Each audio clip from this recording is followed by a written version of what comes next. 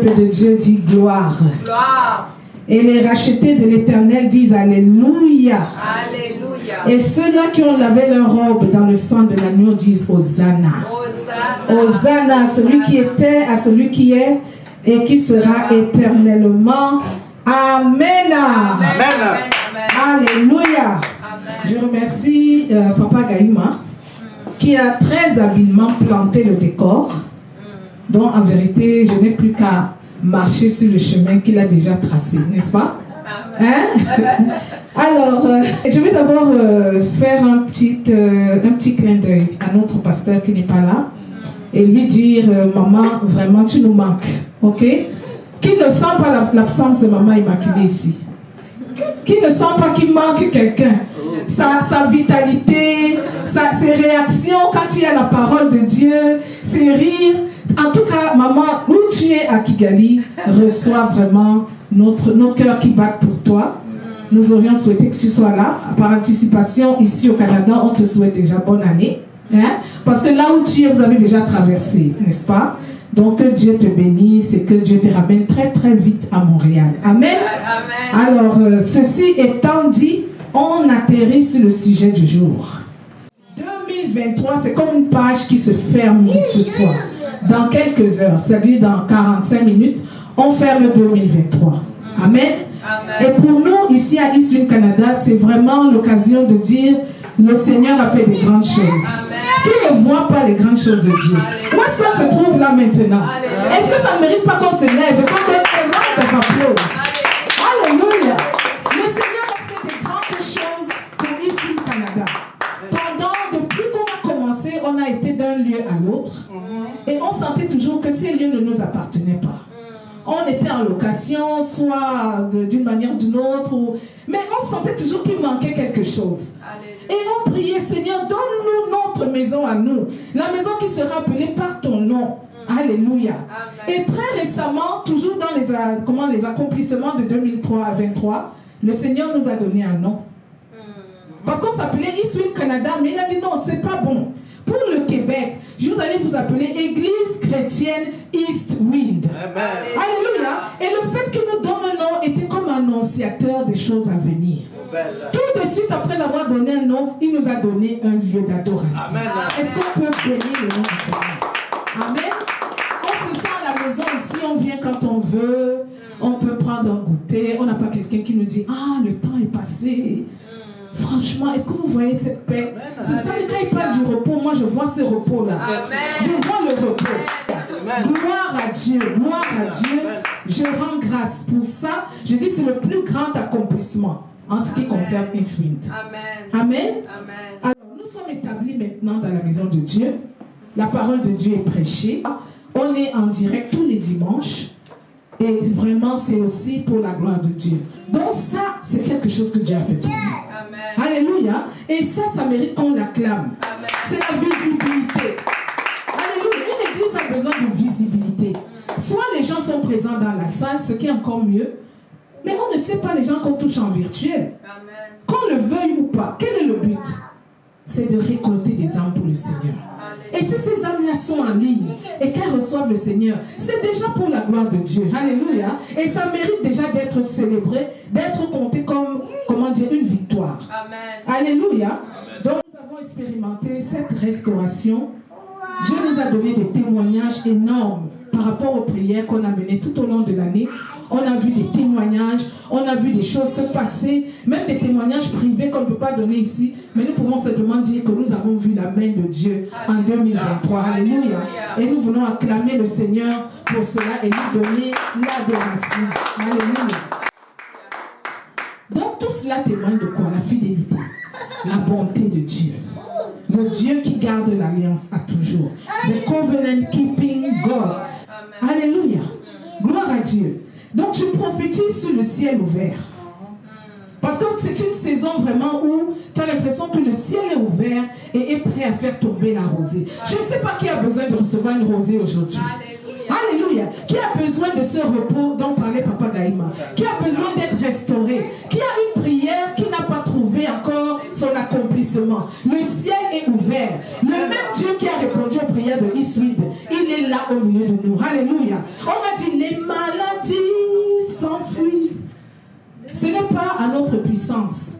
On a dit par sa puissance, par sa puissance. Alors ce Dieu puissant est là. Amen. Il est là par son Saint-Esprit. Il est là par sa présence. Il est là par sa main qu'il a relâchée sur l'église.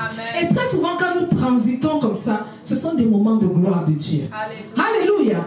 Les transitions sont des moments à ne jamais rater. Rappelez-vous la plus grande transition qu'on lisait quand Élisée a demandé à son maître Élie, je veux recevoir la double portion. Son maître a dit seulement si tu me vois transiter. Alléluia. Donc dans la transition, il y a des bénédictions qui sont relâchées. Dans la transition, il y a des manteaux spirituels qui sont relâchés. Alléluia. Et ça appartient seulement à ceux qui sont éveillés dans l'esprit. À ceux qui sont prêts. Il a dit à son serviteur, si tu me vois partir, si tu me vois partir, si tu peux capter ce moment spirituel, alors mon manteau t'appartient. Alléluia. Alléluia. Alors je prie qu'aujourd'hui, alors qu'on transite, quelqu'un attrape un manteau spirituel aujourd'hui. Dans la transition, que le Seigneur t'équipe pour la saison qui va commencer. Que le Seigneur te donne le manteau qu'il faut pour 2024. Alléluia. Parce que tu le veuilles ou pas, 2024 n'est pas 2023. Amen. Et ça m'amène dans le message d'aujourd'hui. On va prendre la lecture du jour, qui est Genèse 37. On va se lever pour la lire. Genèse 37 du verset 5 au verset 11. Alors je lis. Joseph eut un songe. Il le raconta à ses frères qui le haïrent encore davantage. Verset 6. Il leur dit, écoutez donc ce songe que j'ai eu. Nous étions alliés des gerbes au milieu des champs, et voici ma gerbe se leva et se tint debout, et vos gerbes l'entourèrent et se prosternèrent devant elle. Ses frères lui disent, est-ce que tu régneras sur nous? Est-ce que tu nous gouverneras? Et ils le haïrent encore davantage à cause de ses songes et à cause de ses paroles. Verset 9. Il eut encore un autre songe et il le raconta à ses frères. Il dit, j'ai eu encore un songe et voici le soleil, la lune et 11 étoiles se prosternaient devant moi. Il le raconta à son père et à ses frères. Son père le réprimanda et lui dit, que signifie ce songe que tu as eu? Faut-il que nous venions, moi, ta mère et tes frères, nous prosterner en terre devant toi? Ses frères eurent de l'envie contre lui, mais son père garda le souvenir de ces choses. Alléluia. Alléluia. Que quelqu'un dise, parce qu'il a eu un songe, ses frères le haïrent encore davantage. Parce qu'il a eu un songe, ses frères le haïrent encore davantage. On va méditer sur l'affaire des songes. Parce que ça risque d'être le débat du jour. Ça va plus être un échange qu'une prédication. Pourquoi le songe produit la haine? Pourquoi? Parce que quelqu'un a un songe. Il a une vision de ce que Dieu veut faire dans sa vie. Encore que tu n'as pas l'impression qu'il a compris. Il a naïvement partagé avec ses frères. Comme ça nous arrive souvent. On a des songes et on les ouvre à ceux qui sont dans notre entourage. Mais nous voyons ici que ce n'est pas tous les songes qui sont bien accueillis. Le premier songe, les frères s'énervent et disent quoi? Donc tu me dis que nous là on va s'agenouiller devant toi. Il le haït pour cela. Le deuxième songe, c'est le père qui dit mais attends un peu. Donc même moi et ta mère et tes frères, tout le monde, tu me dis qu'on va s'agenouiller devant toi. Et ses frères le haïrent encore plus. Alléluia. Qu'est-ce que ça vous inspire ça? Qui comprend ce genre de haine? Parce que tu as un songe. Parce que tu es porteur d'une révélation. Alléluia. Ça suscite l'envie, la jalousie. Parfois ton rêve peut être le point de départ de toute une vie de rejet. Alléluia. C'est Dieu en plus qui t'envoie ce rêve. Et ce rêve, au lieu de te bénir, devient le point de départ de toute une vie de tribulation. Alors ce Joseph-là, ça a été le point culminant de sa vie. Quand tu écoutes l'histoire jusqu'aujourd'hui, tu dis, oh mon Dieu, le rêve là, mais c'était une malédiction. Mais quand tu attends jusqu'à la fin, tu verras que nous aussi, nos rêves sont des points de départ de notre tribulation. Mais comme on dit, tout concourt au bien de ceux qui aiment Dieu. Alléluia. Tout concourt au bien de ceux qui aiment Dieu. Et pendant que nous transitons entre 2023 et 2024, on est obligé de comprendre le principe des temps et des saisons. Parce que ce rêve-là n'a fait que relever ce défi-là. Les temps et les saisons selon Dieu. On va d'abord écouter l'Ecclésiaste parce que c'est le sage, c'est lui qui nous donne la sagesse du jour. Qu'est-ce qu'il dit à propos des temps et des saisons? Donc lisons ensemble. Il y a un temps pour tout. Un temps pour toutes choses sous les cieux. Un temps pour naître. Un temps pour mourir. Un temps pour planter. Un temps pour arracher ce qui a été planté. Un temps pour tuer. Un temps pour guérir. Un temps pour guérir, un temps pour abattre. Un temps pour bâtir et un temps pour pleurer. Un temps pour rire. Un temps pour se lamenter. Un temps pour danser. Un temps pour lancer des pierres et un temps pour ramasser les pierres. Un temps pour embrasser et un temps pour s'éloigner des embrassements. Un temps pour chercher, un temps pour perdre. Un temps pour garder et un temps pour jeter. Un temps pour déchirer et un temps pour coudre. Un temps pour se taire et un temps pour parler. Un temps pour aimer et un temps pour haïr. Un temps pour la guerre et un temps pour la paix. Alléluia. Et tout ce qu'on a dit là, c'est Dieu qui détermine ces temps. Donc tu peux prendre tous les mots que tu as trouvés. Planter, haïr, aimer, coudre, taire, parler. Toutes ces choses-là sont sous le pouvoir de Dieu. Alléluia. Alléluia. Alors je vais poser une question simple. Est-ce que toi tu peux identifier dans quel temps tu te trouves? Parce que c'est de ça qu'il s'agit. Maintenant qu'on quitte la lecture, revenons à nos vies normales. Dans quel temps te trouves-tu? Parce que la vie de l'homme, c'est toute une histoire de temps et de saisons. Celui qui sait décrypter les temps et les saisons de sa vie, alléluia, c'est celui qui marche avec Dieu. Amen. Parce que Dieu viendra toujours te dire, avant que ce temps n'arrive, pourquoi il le fait? Parce qu'il a dit, je ne fais rien sans prévenir mes serviteurs, les prophètes. Amos 6, 7 dit, arrive-t-il un malheur dans une ville sans que l'Éternel en soit l'auteur? Car le Seigneur l'Éternel ne fait rien sans avoir révélé, répète ça, révélé son secret à ses serviteurs, les prophètes. C'est toi et moi qui sommes ces prophètes. Amen. Alléluia. Il ne va pas faire venir les vaches maigres sans dire à ses enfants de se prémunir. Amen. Parce que c'est un Dieu de la préservation. Et n'oubliez pas, il est Dieu d'amour. Amen. Donc l'amour ne châtie pas. Même quand il châtie, c'est pour ta formation. C'est pour ton avancement. Ce n'est pas pour ta chute. Est-ce qu'on est d'accord avec ça? Donc maintenant, Amos nous dit, le lion rugit, qui ne serait effrayé? Le Seigneur l'Éternel parle, qui ne prophétiserait? Alléluia. L'air de dire, chaque fois qu'il y a un mouvement dans le ciel, les enfants de Dieu qui sont connectés au ciel réagissent. Alléluia. Dieu prévoit une chose dans le ciel, mais parce que tu es branché sur les antennes, les ondes célestes, Alléluia. Dès que la décision est prise au ciel, vous réagissez. Alléluia. Vos rêves commencent à montrer cette nouvelle que Dieu veut faire.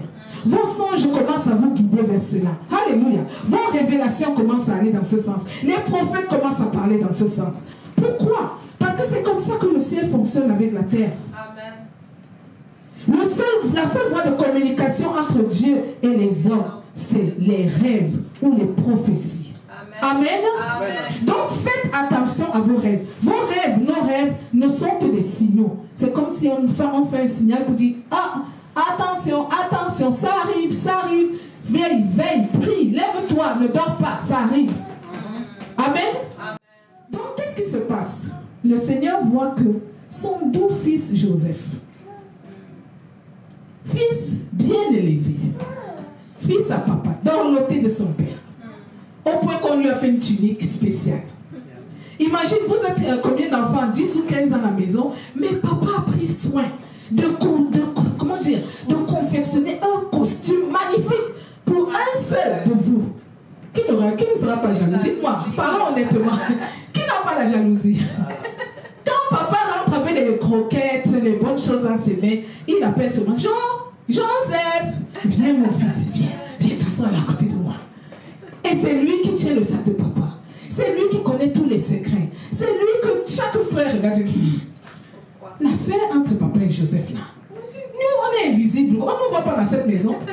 Alléluia. Donc, on peut comprendre qu'il y avait une jalousie. On peut comprendre que c'est une famille qui avait déjà une fragilité émotionnelle parce que certains enfants étaient frustrés. Que papa fait trop de préférences. S'il y a des papas ou des mamans dans la salle, ne montre jamais aux autres enfants qu'il y a un qui est ton préféré. Ça, vraiment, sagesse populaire. Si tu ne veux pas que ses frères le vendent, ne le vends pas avant le marché. Alléluia. Ne va jamais montrer des signes d'attention particulière. Ça a été la faiblesse du père. Donc là, tous les enfants savaient que Joseph, si un jour on va le coincer dans un tournant, on va lui tordre les pieds. Tu vois, ça soulève une question de, comment dire, de préférence. Mais notre Dieu dit qu'il ne fait exception de personne. Amen. Dieu a cette, comment dire, habileté à ne pas montrer qui il préfère. Ou alors il le fait clairement et puis ne demande la permission de personne. Amen. Amen. Il a dit Caïn, je n'ai pas aimé. Son frère, là, Abel, j'ai aimé. Ok? Donc Dieu est souverain dans sa façon de faire. Mais nous, les humains, parce qu'on ne veut pas entendre des histoires comme ce qui arrive à Joseph. On met l'eau dans notre vin, on trouve la manière d'équilibrer ça, de donner à tous les enfants la sensation que c'est toi que j'aime. Alléluia. Amen. Donc voilà, on nous dit que quand un malheur doit arriver, il y a une antenne du ciel qui sonne. On appelle ça le rêve. Faites attention à vos rêves. Parce que parfois ça a l'air tout comme une blague. Tu peux même rêver que tu es en train de remplir un solo vidé toute la nuit, tout levé le matin. Ne prends pas ça comme un jeu. Pose-toi la question, pourquoi j'ai vidé, rempli jusqu'au matin, tout mon rêve. Chaque rêve appelle un discernement. Quitte à ce que, après avoir discerné, tu réalises que non, c'était peut-être ma pensée, l'abondance des pensées, comme disait l'Ecclésiaste. Mais très souvent, dis-moi quand est-ce que Dieu peut encore te parler, ou moi, dans la distraction de notre vie, où on est occupé à 1000 choses. Parfois, il veut notre attention. Non, Seigneur, je suis en train d'écouter d'abord la musique, là, quand je vais finir. Et pendant que tu finis, les enfants sont là, tu as 10 000 choses à faire. Tu n'as pas le temps d'écouter Dieu. Donc, quand nous sommes dans nos lits, c'est-à-dire quand l'âme s'est détachée du corps, en fait. Le principe des rêves est que l'âme quitte le corps. Pourquoi je dis ça? Parce que quand tu figures tes rêves, toi, tu te vois toi-même. La question, c'est tu es qui donc? Est-ce que tu es celui qui marche avec ton image ou bien tu es celui qui est en train de voir l'image? Donc, c'est dire l'âme et le corps physique sont deux choses différentes. Le corps physique peut rester couché dans le lit, mais l'âme s'en va. Voilà pourquoi quand quelqu'un meurt, on dit il a rendu l'âme. L'âme appartient au spirituel et le corps appartient au physique. Amen. Amen. Donc la personne qui rêve, ce n'est pas le corps physique, c'est l'âme. Donc ce n'est que elle qui communique avec le divin, parce qu'elle a une nature divine. Ok, il y a même certains qui ne font pas la différence entre l'âme et l'esprit, parce que c'est comment dire, c'est presque la même chose. Donc elle s'échappe de ton corps et elle commence à voir ta vie. Donc en d'autres termes, ton âme rejoint le monde spirituel et voit les scènes de ta vie. C'est là où elle peut communiquer avec le divin. C'est là où le divin peut lui dire, regarde ce qui arrive dans ta vie. Cet ami-là, c'est pas un bon ami. Telle personne te visitera, fais attention. Amen. Ou alors telle bonne chose entrera dans ta vie. Gloire à Dieu. Et Job l'a dit aussi, on va le voir. Il dit, Dieu parle cependant. Tantôt d'une manière, tantôt d'une autre. Et l'on n'y prend point garde. Arrêtons-nous là. On n'y prend point garde. Ça, c'est Job qui disait. Hein? Ça veut dire qu'il parle de l'humain que nous sommes. Quand Dieu nous parle, des fois, on n'est pas attentif. Verset 15. Il parle par des songes, par des visions nocturnes. Quand les hommes sont livrés à un profond sommeil, quand ils sont endormis sur leur couche, alors il leur donne quoi? Des avertissements. Alléluia. Ça veut dire qu'on peut appeler le rêve un avertissement. Au moment où tu vas entrer dans 2024, Dieu t'envoie un avertissement. Hé, ma fille, 2024 là, sera une année comme ci, comme ça. Tu as besoin de savoir. Amen. Parce que tu es un prophète de Dieu. Tu es l'enfant de Dieu. Tu es citoyen du ciel vivant sur la terre. Et mets son à ses instructions afin de détourner l'homme. Voilà le but. Afin de détourner l'homme du mal et le préserver de l'orgueil, afin de garantir son âme de la fosse et sa vie des coups du glaive. Alléluia. Vous voyez qu'il fait la différence entre la vie et l'âme. Amen. Donc il garantit, il sauve ton âme de la fosse, donc de la mort, et il sauve ta vie des coups du glaive, donc des coups de l'ennemi. Amen. Amen. Est-ce que jusque-là on est ensemble? Amen. Examinons attentivement ce qui est arrivé à Joseph. Amen. Et pour examiner, pour analyser l'affaire de Joseph, on est obligé de parler des étapes prophétiques.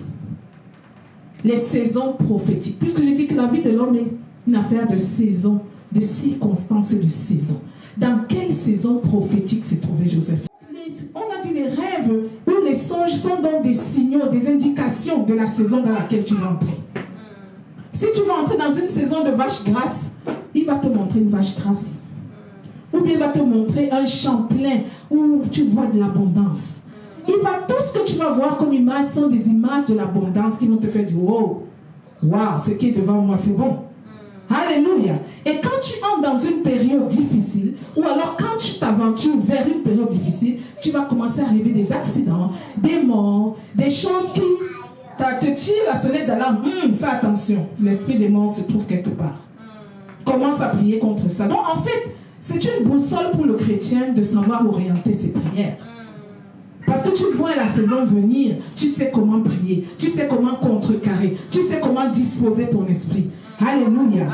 Et quand tu vois l'abondance, quand tu vois des choses qui symbolisent la fertilité, des choses qui symbolisent la multiplication, disons tu te vois dans un champ et puis tu vois tu es en train de récolter le manioc, mais au lieu de prendre une seule, comment on appelle ça?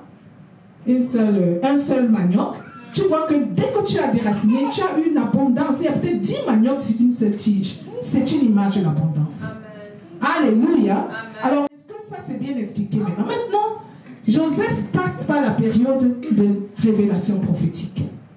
On va dire que c'est son rêve, n'est-ce pas? Et tout de suite, après cette période, il tombe dans la période de l'épreuve. Parce que dans les frères, la Bible nous dit, ses frères l'ont haï. Donc, dès qu'ils ont haï, la Bible nous dit, la suite, ils ont commencé à comploter. Regarde celui-là. Il se prend pour qui? Nous, on va s'agenouiller devant lui. Nous, ses grands frères. Mais il n'a même pas de respect. Vous savez ce qu'on va faire de lui là? On va attendre. Avec sa belle tunique, quand il va venir dans notre champ nous trouver, là où papa n'est pas là, on va faire sa fête. Alléluia. Donc, dès que tu traverses, après la révélation, vient l'épreuve. Alléluia. La saison prophétique des épreuves. La saison prophétique du dépouillement. La saison prophétique de la séparation. Alléluia. Donc chaque fois qu'il y a une chose belle devant toi, ne t'étonne pas que tu ne vas pas directement entrer dans cette chose belle. Parce que Dieu est un Dieu des temps et des saisons. Pour mieux entrer dans ton 2024, saisis toutes les belles choses. Finis d'abord avec l'étape d'épreuve. Alléluia. Alléluia. Donc la saison d'épreuve pour Joseph, c'était surtout le dépouillement, l'humiliation. Imaginez une seule personne. Il a vécu le rejet, jalousie des frères qui ont décidé de le dépouiller, de le déshabiller, prendre cette tunique qui les énervait, déchirer, verser le sang dessus. Alléluia. Verser le sang dessus, ça veut dire l'humiliation familiale. Tes propres frères de même sang décident de répandre ton sang. Heureusement qu'il y a quelqu'un qui a dit non, vous ne pouvez pas faire ça, c'est quand même notre sang. Prenons, c'est même mieux de le prendre et de le vendre. Tout ça, le Seigneur veille. Dieu veille. Il a un instinct de préservation. Et savez que si on tue Joseph, on tue le rêve. Amen. Quand tu portes une vision de Dieu, un rêve de Dieu, tu ne peux pas mourir. Alléluia. Alléluia. Tu ne peux pas mourir avant de délivrer parce que ce n'est plus toi, ce n'est plus de toi qu'il s'agit. C'est celui qui a mis son rêve en toi qui veille, qui dit le rêve là doit vivre. Alléluia. Alléluia. Donc il ne pouvait pas mourir, mais mais il pouvait traverser l'épreuve. Amen. Dans l'épreuve, les frères, tue un animal, prenne le sang de l'animal, verse sur la tunique, cours montrer à papa, regarde ton fils que tu adores là, regarde sa tunique, hein? Un animal l'a tué. Vous savez ce que ça veut dire? C'est une humiliation à un point où on prend un humain, on le réduit à l'allure d'un animal. Est-ce que vous comprenez ça? C'est-à-dire, Joseph est un humain, mais on prend son sang, du moins on prend le sang d'un bouc, et on va dire à papa, ça c'est le sang de ton Joseph.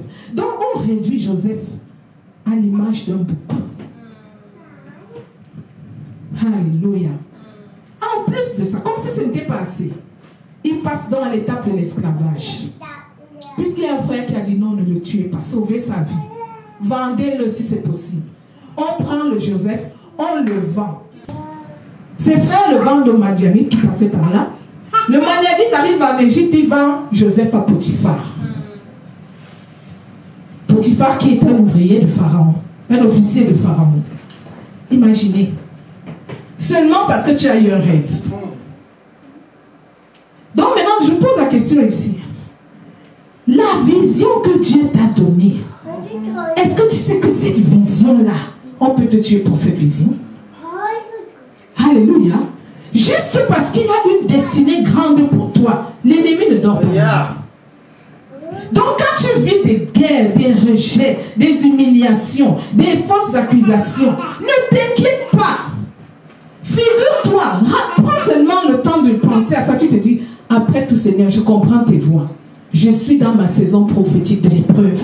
Alléluia. Alléluia. Voilà pourquoi on dit fortifie-toi et que ton cœur s'affermisse. Amen. Il y a des moments de la vie où on a besoin d'être fortifié et d'avoir le cœur affermi. Sinon, tu vas lâcher. Mais n'oublie pas que tu es un messager avec une vision. Donc, ta vision la rend l'ennemi tellement furieux qu'il est prêt à te vendre, à tuer des boucs pour dire que tu es mort. Il est prêt à te déshabiller nu, à te vendre pour 2 pièces. Alléluia. Et quand il a fini même tout ça, comme si ce n'était pas tout, il y a l'accusation qui t'attend. Il atterrit dans la maison de Potiphar. Qu'est-ce qui se passe? La femme de Potiphar ne pouvait pas voir quelqu'un d'autre. Non, c'est Joseph qu'elle a vu. Pourquoi? Il a une vision. Amen. Donc ta vision est comme le miel qui attire les abeilles. Que quelqu'un prenne ça dans l'esprit. Pourquoi on me combat? Je suis porteur du miel. Ta vision c'est le miel. Pourquoi on te combat? Les gens qui te combattent sont des abeilles qui veulent ton miel. Et toi, cours avec ta vision, comme dit la parole de Dieu. Cours avec ta vision. Ne t'arrête pas. Que rien ne t'ébranle, parce que le Dieu qui t'a donné la vision est avec toi. Alléluia. Gloire à Dieu. Et il a plus intérêt que toi à ce que cette vision-là s'accomplisse. Est-ce qu'on peut donner la gloire à notre Dieu? Alléluia.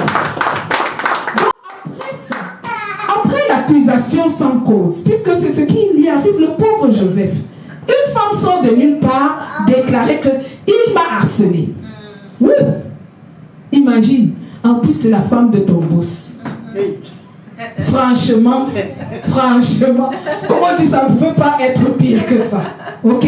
Parce que qui veut avoir un ennemi pareil? D'abord, tu as vendu chez le boss pour 2 sous. Maintenant, au lieu que même on te rétablisse un peu, on aggrave la situation.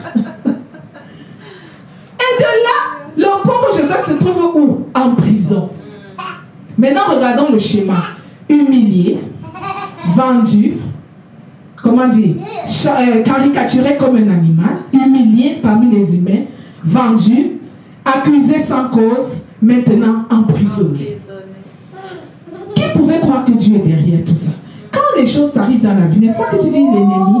On entre dans les prières de combat, on combat l'ennemi, on dit vraiment, esprit de ceci, esprit de cela. Dieu était derrière. Amen. Parce qu'il avait un plan. Et quand Joseph atterrit dans la prison, qu'est-ce qui se passe? Une autre saison prophétique s'ouvre. Amen. Et comment on appelle cette saison prophétique? La saison des connexions divines. Alléluia. Il fallait qu'il entre en prison parce que la personne qui devait les lever, qui devait être le levier que Dieu va utiliser pour les lever, était en prison. Tiens, quel est ce Dieu-là? Est-ce que vous voyez la sagesse de Dieu? Un Dieu qui a le sens de la trajectoire. Il te suit pas à pas. Il dit, la prison que tu fais là, c'est moi-même qui suis là-bas derrière. Je veux que tu fasses cette prison. Parce qu'il y a quelqu'un que tu vas rencontrer en prison qui va être le détonateur de ta nouvelle saison. Alléluia. Donc ne pleurons pas toujours de tous les malheurs qui nous arrivent. Je ne dis pas qu'il n'y a aucun malheur que l'ennemi fait. Moi-même, je suis la première de ces accusatrices. Mais je dis, il y a des situations qui arrivent dans la vie de quelqu'un qui portent une mission de Dieu, qui sont orchestrées par Dieu lui-même. Alléluia. Pourquoi il le fait? Pour ta préparation. Parce qu'il faut bien qu'on comprenne Dieu. Si tu ne comprends pas Dieu, tu vas croire qu'il est méchant. Est-ce que tu peux prendre maman, tu peux prendre ton fils ici, il te dit, maman, je veux conduire un track, vraiment achetez-moi un track, tu prends le track, tu lui donnes? Non. Tu vas d'abord le faire passer par le permis, et la préparation, et même les conseils, et même tu vas tester s'il a bien retenu tes conseils avant de lui confier le volant. Tu vas voir que, il ne boit pas, il est conscient, il est lucide, il ne fait pas le fou, il ne veut pas aller se faire voir, il ne fait pas d'excès de vitesse. Tout ça, c'est une préparation. Alléluia. Que quelqu'un dit, Dieu te prépare. Que Dieu te prépare. Alléluia. Avant l'élévation, il y a la préparation. Quand Dieu devait envoyer Moïse devant Pharaon, il a dit non, si je t'envoie devant Pharaon comme tu es, la mission a raté avant de commencer. Alléluia. Il l'a préparé pendant 40 ans dans le désert. Et il n'a pas eu pitié. Donc ne crois pas que Dieu aura pitié de toi quand il te prépare. Tant que tu n'es pas prêt, tant que tu échoues les classes, tu reprendras une classe après l'autre jusqu'à ce que tu aies passé toutes tes classes. Parce que dans le royaume de Dieu, il n'y a pas les couloirs. Il n'y a pas les favoritismes. Il n'y a pas de qu'on va aller donner un peu d'argent et puis on va me faire passer. Non! Là-bas, tu passes tous tes cours et tu valides avant d'aller à l'étape suivante. La préparation de Joseph ressemble à la préparation de Moïse. Et chacun de nous peut penser, avant que je sois serviteur de Dieu, qu'est-ce que j'ai traversé? Qu'est-ce que j'ai vécu? Certainement l'humiliation. Certainement le rejet. Certainement les accusations. Parce qu'il te teste sur tous les côtés de ton caractère. Donc le fait que tu traverses ces épreuves montre que Dieu est en train de te préparer pour une grande saison. Et plus ta saison est grande, plus ta mission est grande, plus ta préparation est longue. Alléluia. Celui qui travaille sur le jardin potager, il a des petits ciseaux. Des fois, il vient, il trouve l'arbre, il coupe les feuilles. Il coupe les feuilles, il monte les feuilles. Il arrose, il creuse un peu la terre, il enlève les mauvaises herbes. Donc, il y a toute une préparation que Dieu fait. Il coupe les feuilles. Il coupe. Les feuilles, c'est quoi? C'est tes relations. Les gens qui ne font pas partie de ta prochaine saison. Alléluia. Quelqu'un dit ceux qui ne font pas partie de ma prochaine saison. Parfois, il y a des gens qui quittent ta vie. Tu n'as rien fait de mal. Il n'y a même pas eu d'histoire. Tu réalises seulement que tel ami n'est plus tellement dans ta vie. Qu'est-ce qui s'est passé? La saison où cette personne avait un rôle à jouer dans ta vie, il s'en va. Amen. Alléluia. Amen. Donc, on dit ne pleurons pas toujours quand les gens sortent de nos vies. Parce que même les amitiés, il y a un temps et une saison pour les amitiés. Tu vas voir, Dieu va t'enlever des amis. Comme ça, sans histoire, il enlève des gens de ta vie. Et tout de suite, tu commences à te sentir, mais est-ce que je vais être seul? Qu'est-ce qui va m'arriver? Et tu réalises seulement que quand ces gens-là sont partis, maintenant, il y a d'autres nouvelles personnes qui viennent. Parce que c'est le Dieu qui est maître des connexions divines. Alléluia. Alléluia. Donc, j'appelle cette étape-là l'étape des connexions divines ou prophétiques. Il y a des gens qui entrent dans ta vie pour être le sujet de ton élévation. Parce que comme on dit, pour élever un homme, ça prend un homme. Dieu ne viendra pas du ciel. Les anges ne viendront pas le faire pour toi. Il va prendre un humain comme toi. Il peut être chrétien, il peut ne même pas être chrétien, il peut même ne même pas être croyant. Mais parce que Dieu a décidé de l'utiliser, il va être le sujet qui va t'élever. Alléluia. Et pour qu'il le fasse, il faut qu'il y ait une connexion. Et comment Dieu fait? Il crée des situations et des circonstances où tu vas rencontrer cette personne. Je pense que c'est comme ça que j'ai rencontré Joël. Amen. Alléluia. Amen. Parce que Dieu est maître. Je ne savais pas ce qui m'attendait. Et j'arrive et je trouve une dame qui me cherchait, qui attendait devant la porte. Et quand je vois tout le parcours de notre vie jusqu'à aujourd'hui, je dis, c'était une connexion divine, tout simplement. J'avais quelque chose à apporter dans sa vie, comme elle aussi, elle avait quelque chose à apporter dans ma vie. Donc c'était une nouvelle saison prophétique qui s'ouvrait dans ma vie. Alléluia. Donc qu'est-ce qui se passe avec Joseph? Dans la prison où il va aller, il rencontre donc les chansons du roi. Les chansons du roi. Et ça va être le basculement, la transition vers laquelle on va aller. Parce que dans 10 minutes, on transite. Alléluia. Est-ce que toi, tu as déjà rencontré les chansons du roi? À quelle saison tu es? Parce que tu dois identifier. Nous sommes en train de parler des choses prophétiques. Amen. Ça arrive dans la vie de Joseph pour que toi, tu analyses ce qui arrive dans ta vie à toi. Qui est en train d'entrer dans ta vie et qui sera l'élément que Dieu va utiliser en 2024 pour ton élévation. Alléluia. À toi de percevoir, à toi d'avoir ce discernement. Qui est entré dans ta vie ces derniers temps? Qui est sorti de ta vie? Alléluia. Parce que même ceux qui sortent, ils n'étaient pas prévus pour l'étape suivante. Amen. Ils ne sont pas mauvais. Hein? Ils n'ont rien fait de mal. C'est simplement que Dieu dit vos chemins se séparent ici. Amen. Comme Abraham et Lot se sont séparés. C'est pourtant l'oncle et le neveu. Mais Dieu n'avait pas les mêmes visées pour eux. Donc Lot, prends ton côté. Abraham, prends ton côté. Maintenant, c'est bango bango. Alléluia. Ah oui, notre Dieu, c'est un Dieu, c'est-à-dire il est très intelligent. Une chose qu'on doit reconnaître à Dieu, d'une intelligence inouïe. Amen. Amen. Il a une visibilité du futur que quand tu réalises, tu te dis, ah, Seigneur, tu es très grand. Tu es très grand. Donc toi, tu étais déjà au 3e siècle quand moi j'étais encore au 1er siècle. N'oubliez pas que Dieu n'a pas d'âge. Il est éternel, veut dire, hier, il était. Aujourd'hui, il est. Demain, il est. Il ne se conjugue même pas au passé. Il dit, je suis celui qui suis. Donc, il est présent dans tous les temps. Amen. Alléluia. Imaginez un Dieu pareil. Donc, quand tu vis hier, il est avec toi. Demain, aujourd'hui, dans hier, là, il sait déjà de quoi demain il fait et de quoi ton futur jusqu'à l'éternité. Gloire à notre Dieu. Alléluia. Alléluia. Donc, il y a des connexions et des déconnexions divines. Alléluia. Et très souvent, quand tu entres dans une nouvelle saison comme 2024, là où tu vas traverser dans 5 minutes, Dieu va te déconnecter de certaines choses. Il peut même te déconnecter de certaines envies.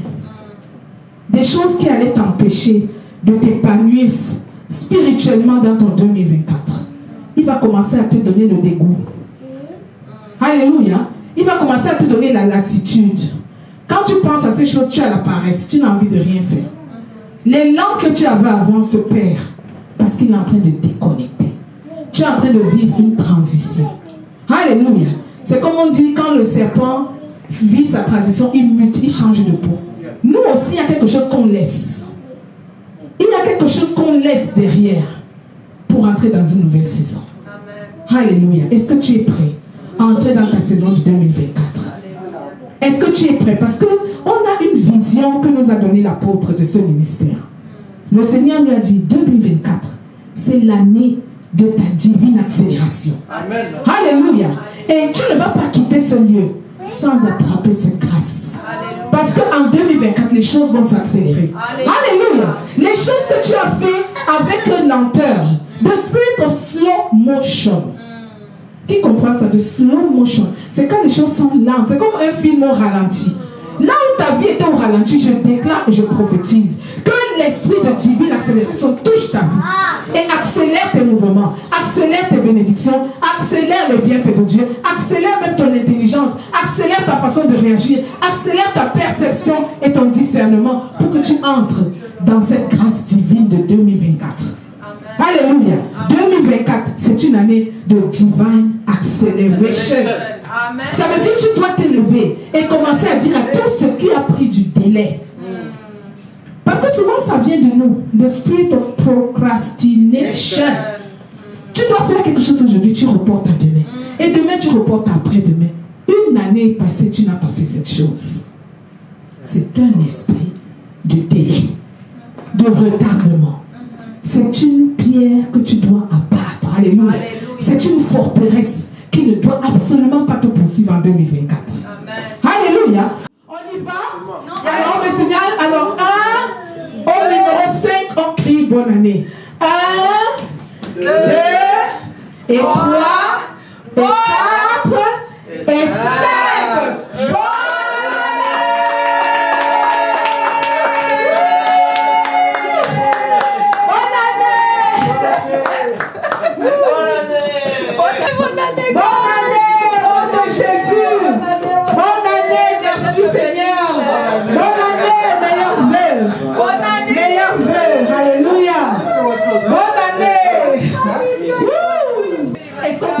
le Seigneur. Est-ce qu'on peut bénir le Seigneur? Est-ce qu'on peut dire merci papa? J'entre avec ta gloire dans 2024. J'entre dans ma saison prophétique. Alléluia. J'entre dans la saison prophétique. Alléluia. Donc qu'est-ce qui se passe avec notre frère Joseph? Alléluia. La saison est caractérisée par les relations autour de toi et ce que ces relations t'apportent. Ce n'est pas tout que d'être entouré. Quand Dieu met des gens autour de toi, c'est pour un but. Quand quelqu'un dit Dieu ne fait jamais rien pour rien. Amen. Tu dis Dieu, ça veut dire nothing just happens. Il n'y a pas de hasard avec Dieu. Chaque chose qu'il fait est planifiée. Comme il dit, je connais les plans que j'ai pour toi. Les plans de te donner un avenir, les plans de t'établir, les plans de te donner un futur, un espoir. Donc tout ce que Dieu fait a un plan. Amen. Donc on est en train de dire, les connexions ou déconnexions divines font partie du plan de Dieu. Il déconnecte ceux qui ne sont plus utiles, il fait entrer ceux qui sont utiles. Alléluia. Amen. Et en anglais, ils appellent ça de destiny helpers. Amen. Ils entrent dans ta vie pour aider ta destinée. Amen. Alléluia. Parce que Dieu ne viendra pas du ciel le faire, il envoie les humains que nous sommes. Alléluia. Il peut te dire un beau matin, lève-toi, va garer ta voiture 3 maisons après, cogne à la porte et donne à la personne qui va trouver un billet de $100. Je dis, je ne connais pas cette dame. Seigneur, je ne la connais pas. Comment je peux donner $100 à quelqu'un que je ne connais pas? Connexion divine. Destiny helpers. Il a besoin de toi. Parce que quelqu'un dans cette maison a crié à lui. Il se dit, dans les environs, je repère mes chers fils Emmanuel et Joël. Je connais leur cœur est bien disposé. Si je leur donne cette instruction prophétique, ils vont la faire. Et paf, dans ton rêve, il te montre cette voisine, avec qui tu n'as même jamais parlé. Il te montre en train de cogner à sa porte, de lui remettre une enveloppe de $100. Amen. Tu te lèves le matin, tu commences à dire, est-ce que ça veut dire que je dois lui donner $100? Pendant que tu penses à ça, la pensée te pénètre, que tu ne trouves pas la paix. Tant que tu as une pensée où tu ne trouves pas la paix, commence à craindre Dieu. Alléluia. Tant que tu ne l'as pas fait, tu n'auras pas la paix. Donc tu finis par dire obéissance. Tu prends les $100, tu dis après tout ce n'est que $100. Tu vas cogner. Quand la dame ouvre la porte, tu dis, hey, madame, est-ce que vous saviez que je prie depuis 3 jours? Je demande à Dieu de l'argent depuis 3 jours. Comment vous avez su que j'en ai besoin? Destiny help us. Alléluia. Le Dieu de connexion divine. Ça prend Paul pour aider Pierre. Ça prend Marie pour aider Elisabeth. Alléluia.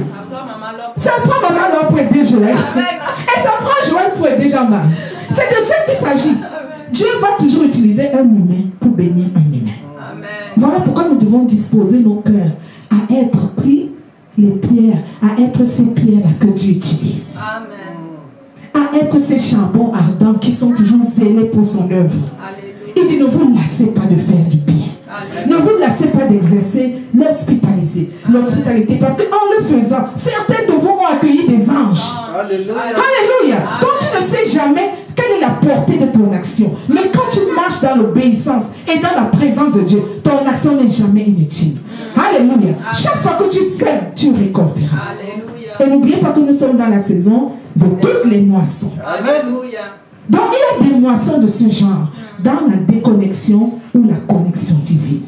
Alléluia. Donc quand Dieu envoie notre cher Joseph en prison, il rencontre les chansons du roi. Et Dieu met le don de Joseph en évidence. God will make you a show to your generation. Amen. Alléluia. Avant de t'utiliser, il te met d'abord en spectacle. Comme ça, ce qu'il a mis en toi va être disponible. displayed. Oh, alléluia. Alléluia. Parce que les gens ne peuvent pas venir à toi s'ils n'ont pas vu Dieu en toi. Donc il va faire qu'on voit la lumière. This little light of mine, I'm gonna let it shine. Alléluia, you have to make it shine. Et il dit, let it shine to show the way. Amen. Donc quand ta lumière brille, elle montre le chemin. Amen. Amen, Alléluia. Donc nous sommes les ouvriers avec Christ dans la vie du Seigneur. Chacun de nous a une fonction. À toi de savoir quelle est ta fonction. Donc il a donné un songe à les chansons. Les chansons se lèvent le lendemain. Il dit, j'ai fait un rêve. Et tout le monde dans la prison, il n'y a personne pour interpréter le rêve. Comme par hasard, c'est Joseph qui interprète le rêve. Donc du coup, Joseph devient un show dans la prison. Tout le monde dit, quand tu as un rêve, va chez le gars là. C'est lui qui a l'affaire. Alléluia, c'est lui qui maîtrise. Donc du coup, Dieu donne à Joseph cette plateforme. Il y avait deux rêves. Il y avait un rêve qui disait que les chansons vont être libérées de prison et va retourner travailler près du roi. Alléluia. Et à côté de les chansons, il y avait un autre. Pour lui, le rêve voulait dire qu'il va mourir. Et il a interprété avec accuracy, précision, exactement ce qui s'est passé. Les gens ont dit, soit le gars là c'est un génie, soit c'est un sorcier, soit c'est l'enfant de Dieu. Alléluia. Et c'est la dernière qui a été vraie, c'est l'enfant de Dieu. Amen. Donc quand il arrive chez le roi plus tard, il y a une situation dans le palais. Regardez la traçabilité, vous voyez comment Dieu travaille. Il donne un rêve à l'autre. Paf, on interprète le rêve, on découvre que Joseph a un don d'interprétation. La personne qui a fait le rêve plus tard se retrouve maintenant auprès du roi. Le roi, Dieu lui donne maintenant un rêve pour dire, maintenant c'est le temps de l'élévation. Alléluia. Alléluia. C'est le temps d'élever Joseph. Comment je vais élever Joseph? Je vais donner un rêve au roi. Donc le roi se lève et dit, voilà, et la personne qui interprète mon rêve là, c'est lui qui est le vrai enfant de Dieu. On amène les magiciens, les sorciers, tout ce que vous connaissez. Personne n'a trouvé le rêve. J'ai envie de présenter ça. Quand on fait entrer Joseph en scène, le gars est composé. L'Esprit de Dieu même le précède. Alléluia.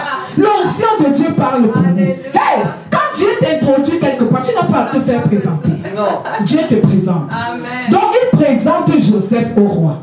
Donc quand Joseph arrive, il donne, c'est-à-dire Alléluia. il décapite le rêve. Il décortique. Une chirurgie sans anesthésie. Tout le monde peut voir que non, le gars maîtrise ce qu'il connaît. Le roi est émerveillé. Alléluia. Dis, ton roi sera émerveillé. Amen. Alléluia. Quand Dieu te mettra en spectacle devant ceux qui sont censés t'élever, ils seront éblouis. Je prie pour l'onction d'excellence.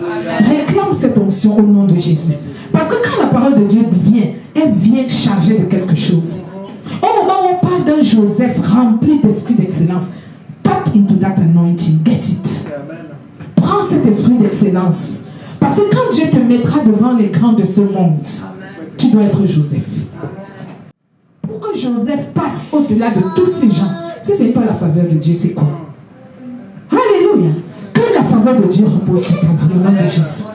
Que Dieu te qualifie au milieu de ceux qui ont la sagesse de ce monde. Que la sagesse de Dieu s'avère être la plus excellente au nom de Jésus. Celui qui veut entrer en politique, celui qui veut entrer dans le monde des affaires, dans le monde de l'économie, le ciel est ouvert. Alléluia. Reçois, demande et reçois aujourd'hui l'onction d'excellence, l'onction qui te fera asseoir sur la table des rois, l'onction qui te fera asseoir là où les destinées sont décidées dans le pays, là où les destinées sont décidées, là où les décisions de haut lieu sont prises. Cette onction-là est là. Prends-la au nom de Jésus. Il dit, vous ne recevez pas parce que vous ne demandez pas. Alléluia. Amen. Alléluia. Alléluia. Donc c'est de ça qu'il s'agit ici. Joseph était simplement, le moment de Joseph était arrivé. Amen. L'heure H de Joseph était arrivée. Dès que le roi a entendu Joseph, oh, écoutez lui-même, vous-même ce que le roi a dit. Ensemble, lèvons-nous pour lire cette parole. Et pendant que tu lis, dis-le aussi pour toi. Qu'un jour, un décideur s'émerveillera de ton intelligence. Il dit, Pharaon, c'est ce monsieur-là, dit à ses serviteurs, trouverions-nous un homme comme celui-ci, ayant ayant en lui l'Esprit de Dieu. Répète encore, ayant en lui quoi? L'Esprit de Dieu. Donc c'est un esprit de distinction. Alléluia. L'Esprit de Dieu te distinguera toujours de tout le monde. Amen. Donc il dit, 39, et Pharaon dit à Joseph, puisque Dieu t'a fait connaître toutes ces choses, il n'y a personne qui soit aussi intelligent et aussi sage que toi. Ah, non, dis ça pour toi-même. Il n'y a personne qui soit aussi intelligent et aussi sage que toi. Je le déclare sur la vie de Kenny. Je dis, Seigneur, ce Kenny que je vois aujourd'hui, c'est un petit garçon. Mais un jour dans sa vie, quelqu'un dira, il n'y a personne qui soit aussi sage que toi. Parce que tu as dit, nos enfants seront la tête et jamais la queue. Ils seront le sel de la terre. Et là où ils ne sont pas, ils seront désirés. Alléluia. Gloire à Dieu. Qu'est-ce qu'il dit après verset 40? Je t'établis. Alléluia. Vraiment 2024. Je t'établis. Amen. Où je t'établis où? Sur ma maison. Pas seulement là. Et tout mon peuple obéira à tes ordres. De la prison à... Tiens, qui peut faire ça? Qui peut faire ça? Comment ne pas te louer? Comment ne pas te louer? Comment ne pas te louer? Ah, Seigneur Jésus, quand je regarde autour de moi, je vois ta gloire. Seigneur Jésus, je te bénis. Comment ne pas te louer? Ah, ah. Oh mon Dieu, mon roi. Oh, ribabababa. Et il termine en lui disant, le trône seul m'élèvera au-dessus de toi. Donc, entre lui, en fait, il est devenu le roi et Joseph est le second. Alléluia. Vous vous rappelez l'histoire d'Esther, hein? C'est une histoire semblable. Quand tu es dans les faveurs du roi, je t'assure, tu deviens le second. Amen. Le mari d'Esther, roi Assyrus, a dit, si même c'est mon trône que tu veux prendre, quand la faveur de Dieu est dans le cœur de quelqu'un, il peut te donner son trône. Il dit, Esther, c'est toi qui brilles comme ça. Donc tu étais ma femme depuis ici, je ne savais pas que tu es belle comme ça. Mamie, si c'est même le trône que tu veux, prends. Alléluia. Il a utilisé la beauté comme pouvoir pour raviver la flamme dans un couple qui était mort. Alléluia. Un Dieu des temps et des circonstances et des saisons. Asseyons-nous dans la présence de Dieu. Donc effectivement, ce qu'on est en train de dire, je le confirme, Daniel l'a confirmé dans le verset 21. Il a dit, c'est lui qui change les temps et les circonstances, qui renverse et qui établit les rois, qui donne la sagesse aux sages et la science à ceux qui ont l'intelligence. Amen. Alléluia. Amen. Donc quand nous déclarons sur nos enfants, nous le disons avec confiance parce que nous savons que le Dieu que nous adorons est maître des temps et des circonstances. Est-ce qu'on peut acclamer le Seigneur? Alléluia. Est-ce qu'on peut acclamer le Seigneur? Est-ce qu'on peut acclamer le Seigneur? Donc c'est ici que notre ancêtre Joseph entre dans une période. Quoi? Dans sa nouvelle saison. Alléluia. Et c'est comme ça que nous aussi, les enfants de l'Israël. Alléluia. Alléluia. C'est comme ça qu'on entre dans notre nouvelle saison. Avec un esprit supérieur. Avec un esprit d'excellence. Alléluia. Avec un esprit de sagesse de Dieu. Avec un esprit de crainte de Dieu. Quand tu as cet esprit, rien n'échoue dans ta vie. Alléluia. Au nom de Jésus. Et c'est pour ça que l'apôtre dit que le Seigneur lui a révélé. L'année 2024, c'est l'année de ton accélération. Amen. Parce que qu'est-ce qui s'est accéléré en fait? Ce que Joseph avait perdu en tant d'années, il a retrouvé ça en peu de temps. Amen. Est-ce que maintenant on peut atterrir? Parce qu'on a fini le message. Donc on atterrit avec cette beauté de l'histoire. L'esprit d'accélération veut dire, tu peux avoir perdu quelque chose pendant 50 ans, mais tu le rattrapes en 2 heures. Alléluia. Je déclare sur quelqu'un ici, ce que tu as perdu pendant tous les 12 mois de 2023, je déclare au nom de Jésus que tu récupères en 2 jours. Au nom de Jésus-Christ, qu'il n'y ait que 2 jours pour ta récupération. Que le Seigneur t'élève en 2 jours, de sorte que ce que tu avais perdu soit même inférieur à ce que tu as gagné. Au nom puissant de Jésus. Parce que Joseph n'avait jamais été sur la table des rois. Quoi qu'on dise. Il était juste un enfant gâté, un enfant adoré de son père. Mais de sa maison, le Dieu qui lui a donné un rêve, qui a dit, je vois les épis se pencher et se prosterner pour t'adorer. Fin de l'histoire. Ses frères viendront l'adorer. Dans un pays étranger en plus. Parce que lui, il est déjà établi en Égypte chez Pharaon. Il est le deuxième. Une famine s'abat sur le pays. Et qui est le sauveur de l'histoire? Joseph. Alléluia. Alléluia. Et maintenant, les frères de Joseph, qui l'avaient vendu. Parce que c'est là la beauté de l'histoire. On s'attend à ce que quand les gens t'ont fait du mal, tu les attends avec une rage.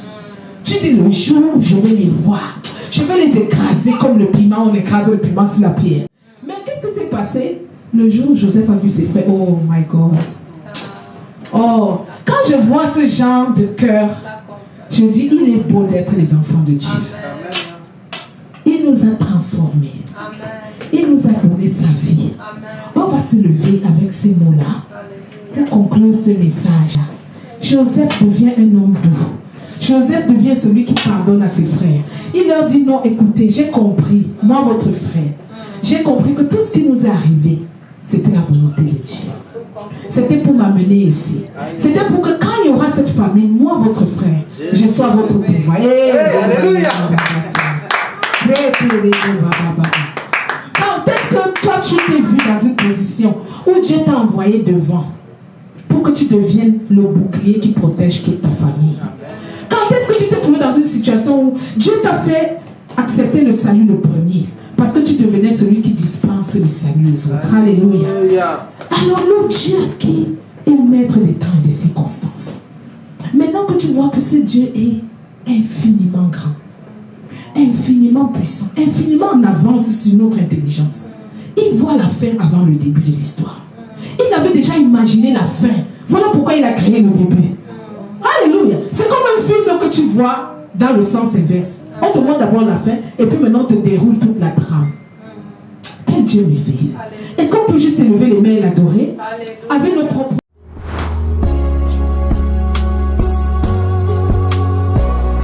East Wind Ministries. Seeking God.